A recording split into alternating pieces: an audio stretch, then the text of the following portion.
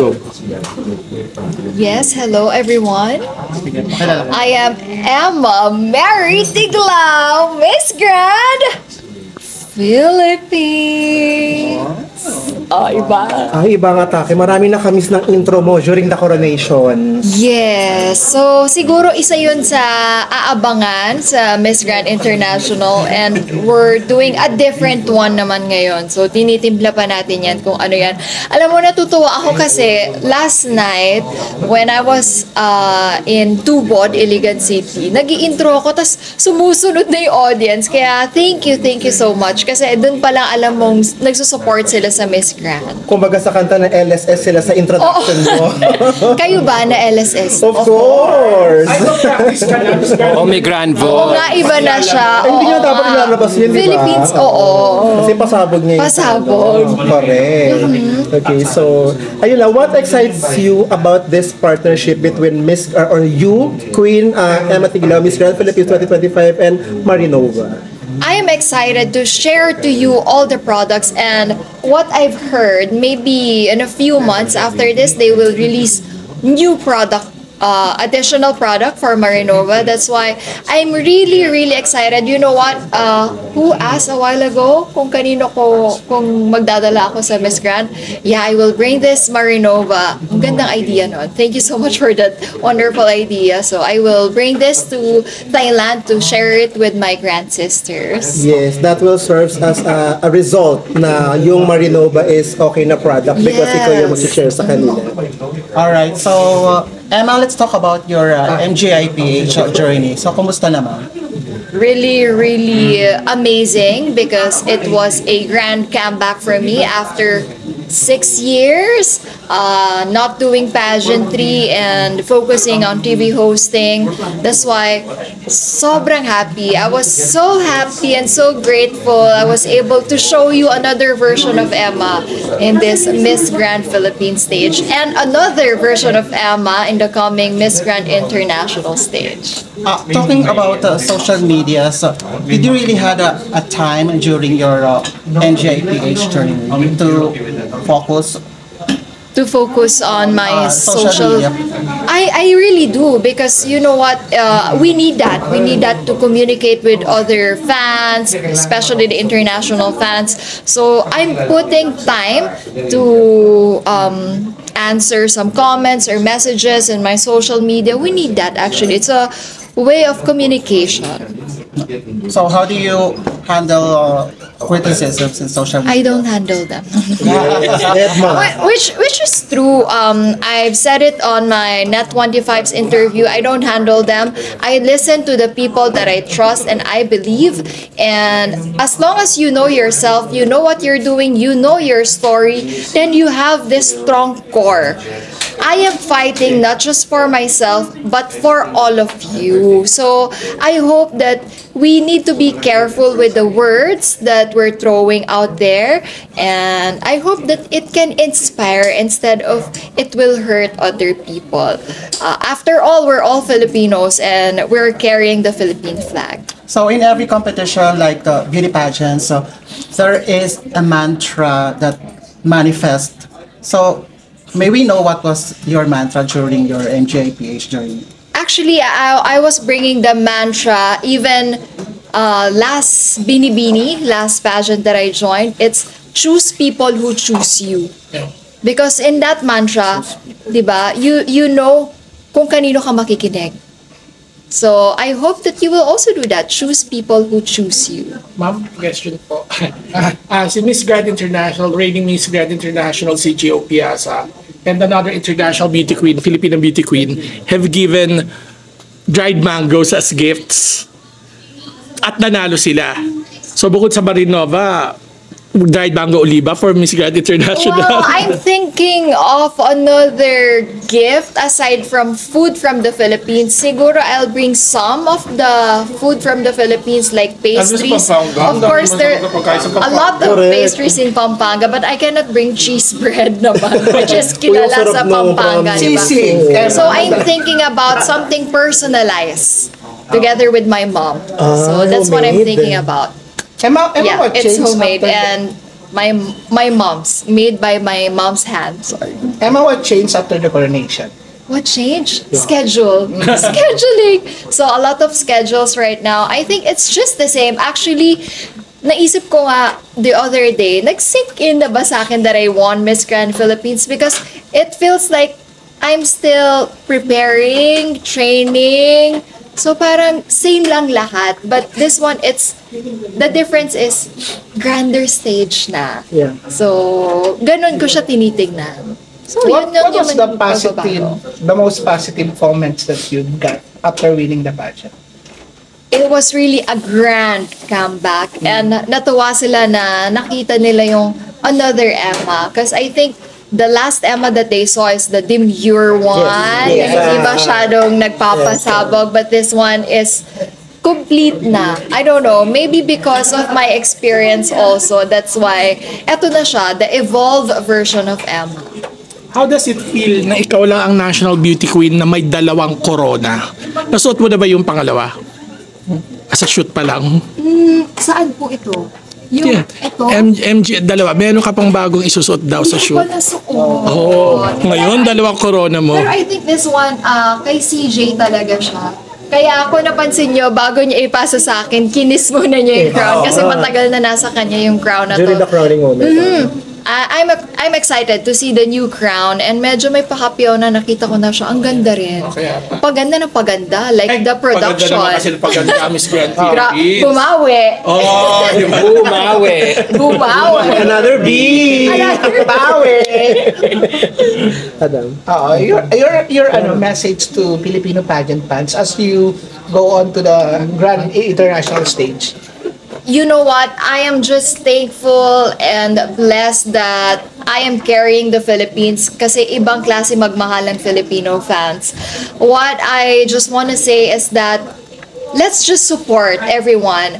The first queen that will compete is Anita Rose Gomez. She will compete for Miss Asia Pacific. So I hope we will support every queen that will compete internationally. Lagi naman namin sinasabi, this is not our fight. This is not just individual fight. This is the whole Philippines fight, di ba? So, wag na yung tayo yung mag-away-away. Let's show the other international fans na nagkakaisa tayo. Di ba? Meron tayong tinatawag na bayanihan. Bakit di natin gamitin dito? Another B? Another B. Basta kaming baon. So, yun lang naman. Let's be kind. Diba? Wala namang masama. Emma, since this is your second international competition, so do you feel pressure about carrying course. another? Of course, I feel pressured. Lalo na nung nalaman ko na, back-to-back pala lahat ng Yes. nasasalihan Yes. ko. Correct. The Nato first crowns. one was Intercontinental with Karen Galman, and this one naman is with CJ Opiaza. Pero I'm praying. That's why we're preparing then to have this back-to-back victory, no? Kaya, ando yung pressure, pero if you will let that pressure be put in you negatively, hindi mo magagawa yung gusto mong gawin. And I'm happy na I'm surrounded with good people, good environment, that they're really supportive and talagang tinutulungan ako with everything that I need for this international competition. After the crowning moment, si Sir Nawat ba, have you talked or Actually, nakapag-chat sa'yo? ito ang secret. Nagre-repost siya ng mga story. So, nagpa-thank you ako. Sabi ko, thank you, Mr. Nawat. Nagulat ako pagising ko, naka-heart yung thank you, Mr. Nawat. So, para may konting, kilig. Papanawat gusto niya. Saka nag-share ng mga... Si Papa Nawat. Parang kasing gusto ko muna ma-meet siya, baka akala niya, we need to be formal first. So, yun. We know naman na it's Papa Nawat, pero para lang sa business side, so I message him na, thank you, Mr. Nawat. So, hinort niya yun. Abangan namin sa arrival dinner. Yeah, sa arrival din. Ay, Pero I think, supportahan natin. Yes. oo, May pa-online. we need your Yun eh. support. Para naman, I think that's top 10, no? Oo. Top 10 for the dinner with Mr. Nawat. So, I need your support, guys. It's a voting system, so I hope that I can rely on you Filipino fans. Magkaisa po tayo with this one because with that dinner, we can show kung ano pang meron ang Pilipinas. Thank you so much, Thank Emma. you. Emma, anong napag-usapan niyo ni CJ? You mentioned konting... You had Konting chikan. Ang sinabi lang niya sa akin naman, ate, kailangan laging pasabog, ganyan. Parang wala kang pipiliin na activities na yung know when to pick, walang ganon sa Miss Grand. Lahat talaga dapat nagpipik ka and you need to be friendly. Parang yun talagang hinahanap, which is true, the another B that they add, diba? Behavior. So yun din talaga yung hinahanap nila. So yun lang naman yung napag-usapan namin ni CJ. Actually, mag-schedule pa kami for a date kasi I really want and I'm really praying for this. Kaya ginagawan ko talaga ng paraan. Kaya thankful din ako sa mga advice din ng mga tao na gusto rin nilang makuha yung back-to-back. Emma, you're also Rao Uson model. Are you wearing Rao? Let's see. Let's see because later we'll be having a meeting for the outfits that I will wear for the international competition. So kailangan talaga, it's a teamwork. Brainstorming ang kailangan. So How about for your national costume? Same pa din ba? yeah, it's gonna be the same for the national costume. It's still Patrick. Pero medyo nahirapan kami kasi yung napakita namin for national, parang binonggahan ni Patrick eh. Pero sabi nga nila, di ba, parang everyday dapat laging better version yung pinapakita. Para, di ba, so another day, another better version na naman yun. So I'm excited. This is a different one. This is a different national costume. Dapat rumarampa ka na ginawa ni CJ yun. Yes, actually, every time. yung mga ganon, tinuturo din talaga ni CJ. Ilan sa mga team ang ilipad with you? And Glam. I don't know yet. Kasi we're planning pa. We're on the planning side pa. are you allowed to bring your own?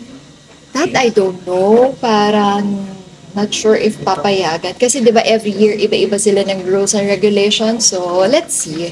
Let's see. Pero, ngayon naman, nagte-training naman ako with my hair and makeup. So, Speaking of training, si Mama G nandyan kanina. So siya ba mang pasarela trainer mo? yes na yes. So may kakaibang hinahanda kayo kasi yung mga pag ganun-ganun. May niluluto.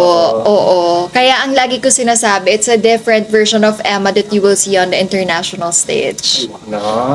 Matinding training. Sakit sa balakang, ha? Oo. Pero sabi mo, kaya mo pa namang ihampas, Kaya di ko ba? naman yan. How does it feel like competing na sabi mo sa Net25 interview mo, ang dami-dami mong bala? Di ba sabi mo, ang sarap mag-compete na ang dami mong Siguro, bala? So hindi marami ka pa talagang balang hindi pinapakita. Marami pa. Kasi siguro yung maraming bala na sinasabi ko, it comes from the people also na nakasurround sa akin. Kasi sila din naman yung source ko kung bakit ako nagkakaroon ng ganong strength, di ba? So, marami pa tayong balang ilalabas. So, excited kami. So, Bazooka naman this time. Bazooka! Ay! Para mas Another! matayan. Another video. Maliit ang bale, bazooka. Alright, Anna. Okay. Alright, Anna, thank you. You can ask or acknowledge the persons behind your MGIPH journey. Okay, I just want to thank all the people who supported me, naniwala sa akin. Thank you very much. It's really a grand comeback for me and I'm happy. I am really fulfilled with this one and we have another one to fulfill. It's the back-to-back victory for the Philippines. So I am hoping that you will all pray for me.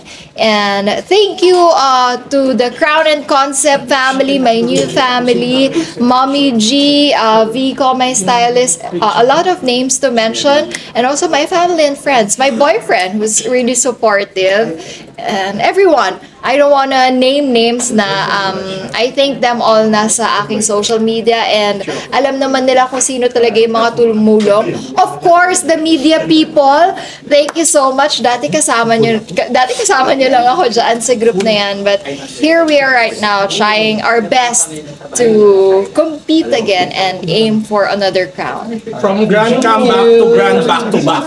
I love it! I love From grand it! comeback to grand back-to-back. I love Thank it. you, I love it. Emma. Congratulations, babe.